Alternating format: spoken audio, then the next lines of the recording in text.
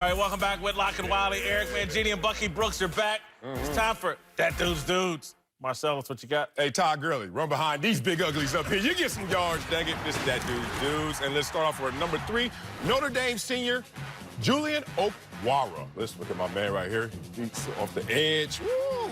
Hit him with that swipe move. Shout out to my man Bruce Smith. And Ogundeji is going in and taking it to the house. Virginia tackle Ryan Nelson. He moves his hands, but damn it, move your feet with your hands. He did not. He's top heavy in this moment. And now, going to use that swipe move. Ooh, I've seen this in practice too many times by Bruce. And now, you see him stick his foot in the ground. Ooh, trying to do the hip turn, sees the ball. Beeline for the quarterback. Bryce Perkins staring down his receiver. Didn't even see it coming. That's Okwara forces the fumble. You're our number 3, That Dude of the Week. Let's go to number 2. You know who this guy is.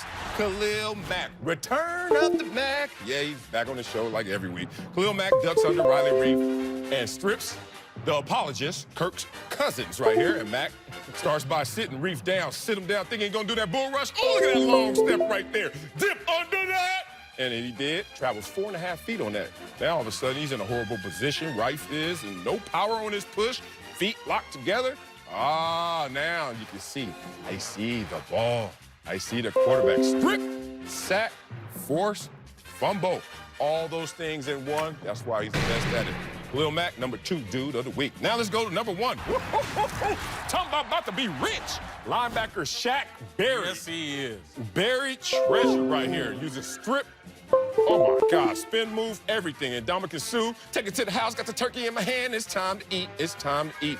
Beat the Rams 55-40. One-on-one with Rob Havenstein. Oh, look at this play right here. Lazy. Get those arms up. Weak jab, weak punch. Barrett with the beautiful spin move. Saw that coming, programmed him. Now he's going to use his arm to say, stay out the club. Got that arm right there. You got to put your arm back to release. And now, oh, my God. Got the hand loose. Havenstein just wants to hold, but he knows he can't.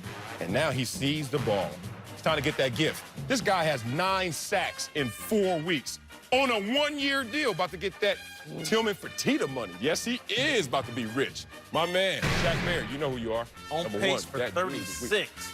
All right, thank you, Marcellus. It's time now for Darnell's question of the day. Darnell, take it away. It's Darnell's. That's my guy. My question of the day. All right, guys, let's move to another guy who made some headlines Sunday, Vontaze Burfict, who was ejected and then suspended the rest of the year for a dirty hit on Colts tight end Jack Doyle. Well, John Gruden and Derek Carr both weighed in, throwing their support behind the linebacker. Take a listen. I'm not really going to say anything. I'm Dr. Runyon in the league office. He knows how I feel. It hurts our team really bad. And I'm anxious to see what the appeal says. I'm not happy about it at all. And I don't want to say anything else. I'm obviously upset about it. You know, we see other people choking people out, and they're going to play this Sunday. We see other people hitting people in the helmets, and they're going to play this Sunday. And Vontaze Burfict won't play the rest of the year. I think that's a little excessive, if you ask me. He's a great person. His heart is broken because he's not playing football. The guy just wants to play football. We don't get a lot of time to play this game in our lives. Guys, you have an issue with Gruden and Carr caping up for Burfict? Yeah, I do. And the reason why is because of the Antonio Brown situation.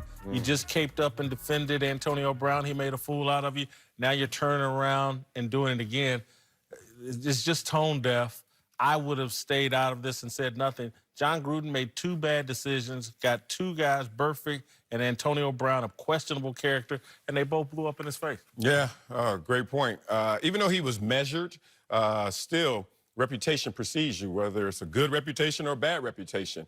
That should prepare you for a moment like this.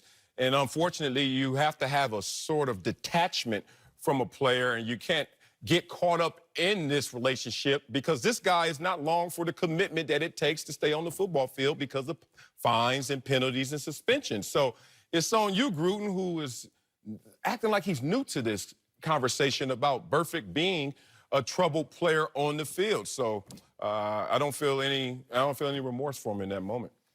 Yeah, and I know why he's frustrated. He's their starting middle linebacker, and he's their signal caller, and he gets people lined up and gets everything going.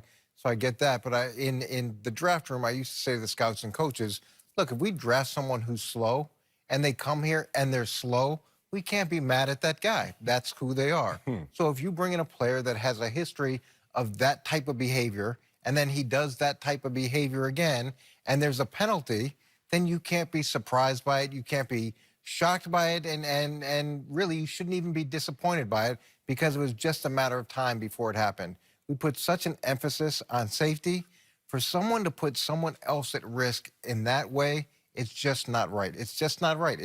It's too dangerous a game when you play it right. When you don't play it right, it's wrong to everybody else who's participating. Look, I can't absolve Vontaze Burfict for his previous transgressions. I do believe coming off Sunday where we saw so many hits, so many violent hits, head-to-head hits. We saw Donovan Smith hit Marcus Peters in the helmet. There wasn't a penalty. There wasn't a flag. My issue isn't with Gruden and Vontaze and whether they say, my issue is more with the league. I would just like to see a level of consistency when it comes with that. Some of these are penalized, some of them are not. And whenever we see these hits, we never see them in real time. We always see them in super slow-mo. And so sometimes I would just like people to understand how fast the game is, how violent it is, and all it takes is a little nod. Because Jack Doyle, he could have stayed down. He didn't have to get up. And I think sometimes when you're the defender and you fired your gun, it's hard to change your hitting angle. I'm not absolving him from the hit.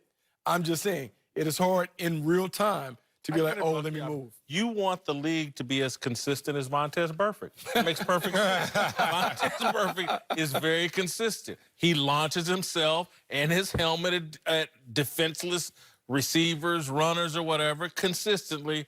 And so, yeah, the league should be just as consistent as Vontaze. And how ironic the person who's supposed to give us that consistency is Jon Runyan. Oh, dirty old Jon Runyan. Boy, I used to play against Runyan. Boy, it's going to be tough for you guys to have. Former offensive lineman in the NFL. Yeah, great offensive lineman. Not dirty, but certainly on the line. Habitual on the line. stepper at times. Right. It's just, you had to see this coming.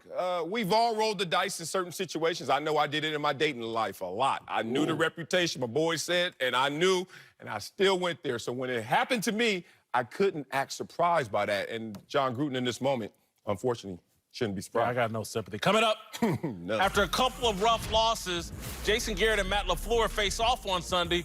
We'll tell you which coach needs to win more. Next!